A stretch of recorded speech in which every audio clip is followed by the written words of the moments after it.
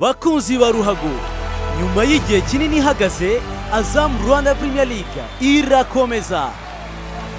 Ku ikubitiro ku itariki ya 14 z'ukwa kabiri 2018, ikipe ya Rayon Sport izakira ikipe ya Musanze mu mukino w'umunsi wa munani utarabereye igihe.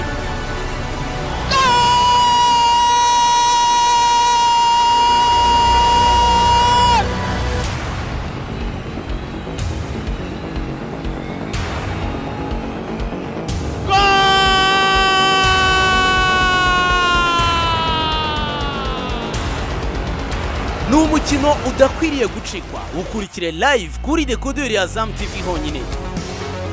Kuri fatabuguzi rya Azam TV aho uri hose ukoresheje MTN Mobile Money, Tigo Cash ndetse na Airtel Money.